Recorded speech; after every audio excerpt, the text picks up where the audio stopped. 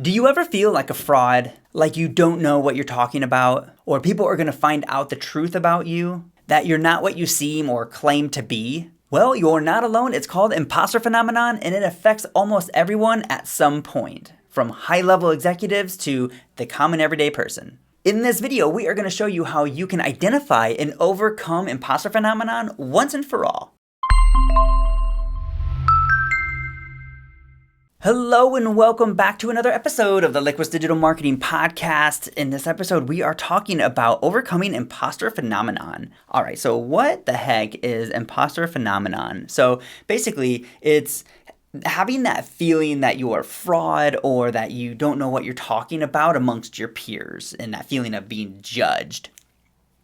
It's a social strategy survival mindset that we use to downplay our strengths, to take the pressure off ourselves, to protect against the judgment of others, our peers. It's estimated that 70% of the world's population experiences it at some point. You probably have maybe heard of it as a syndrome, and we're calling it a phenomenon. So why is that? So basically, it's actually not a syndrome because it's not a medical condition or an illness. It's a psychological state of mind. So with imposter phenomenon, some common signs that you might be struggling with this is having the fear of being found out, feeling unworthy, the inability to internalize success, inability to enjoy accomplishments, that constant anxiety about your work or your goals or your task, irritation and defensiveness of constructive criticism, always staying in your comfort zone, and underestimating yourself. Those are some common signs. Actually, you know what? There's one more: self-sabotaging. So these behaviors, such as persistent procrastination, right? So you fail to launch or fail to start because you're afraid of, you actually do it, and then what are people going to say and think, right? So, okay. So there are some different personality types when it comes to this. It's not a one-size-fits-all. So I actually got these from theartofcoaching.com. Brett has a great download on, it's in the resources. I think it's called the Imposter Phenomenon Toolkit. So go check that out. So the first one is what he calls the perfectionist. So it's the person that is, it's never good enough, right? So whatever you do, it's never going to be good enough. So you just fail to launch. Like, you're going to get judged because it's not good enough. The other one is the soloist. If I can't do it, then I'm not good enough. The next one is the visionary. I can see the final product, but I can't get it done as fast as I would like. And next one is the expert. If I was smarter, it wouldn't be this hard. And then the last one, I think the most common, the worrier. Not the warrior, but the worrier. I probably say that weird. Everyone is going to think I'm stupid or I'm ripping someone off. So I think that's, in my opinion, the most common. I know if I've ever felt this way, it's the worrier. Okay, so there you go. That is the imposter phenomenon, like personality types. So what do you do about it? How do you overcome it? Well, here's a handful of ways. First of all, speak up. So first of all, know you're not alone in feeling this way. So once I think you identify what it is and why you feel it is really the easiest way to start to overcome it. No, you don't have to have all of the answers, and you just have to be willing to ask for help. So it requires you to be maybe a little bit more humble and realize that you don't need to have all the answers, and no one is expecting you to. Another one is to set more flexible goals.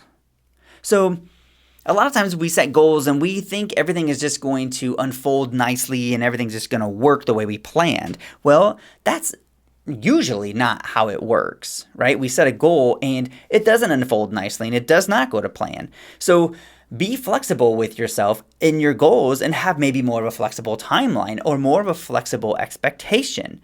And then also understand that setbacks can actually be a good thing. So when things don't go the way you wanted them to and they went a different way, maybe that different way opened up some different ideas or a whole new path that you never even thought of. So sometimes a setback can be good.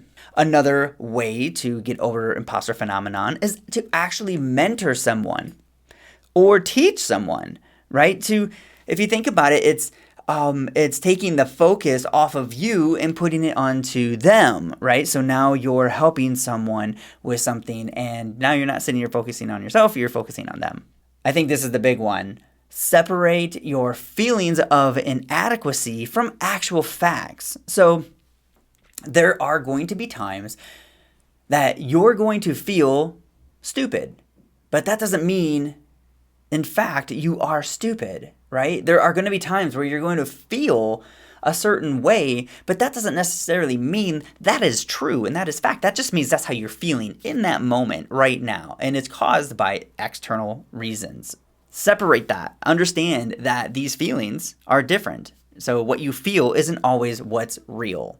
The next one is get feedback from a trusted source. So if you're feeling like an imposter because of some comments in your social post or some haters or some, trolls out there, then you're gonna get that, like, go in with that expectation and know that that's not a trusted source. So get feedback from a trusted source. Get feedback from your clients. Get feedback from people who are going to tell you the truth, and be okay with that.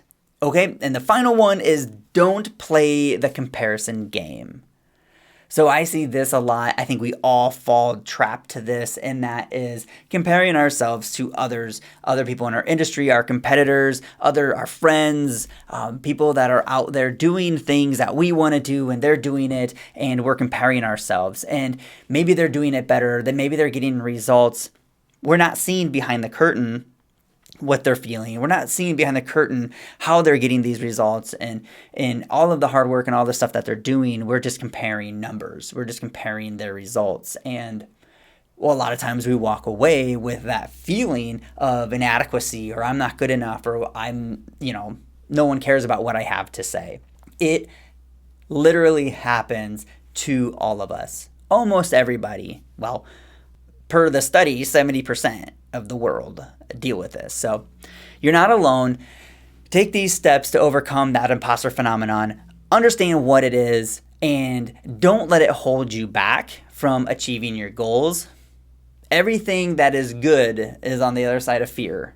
So I'll leave you with that. If you found this episode helpful, I know this content is maybe a little different than what we have done in the past. Usually it's something to do with web or marketing, and this is really more about mindset and being, having the right mindset to achieve your goals. And I think in business, that is really what holds a lot of people back. It's not always the technical aspects. It's not always the little things that, little tweaks on our website or the little email marketing tips. It's actually our mindset that we need to address. So I thought it would be a good topic to throw in here. If you like this topic, let me know if you want to hear more of this mindset, business growth kind of content. I would love to share it, but I want to share and talk about things that you guys want to hear. So I would love your feedback. You can always go to our website, liquisdigital.com, and shoot me an email.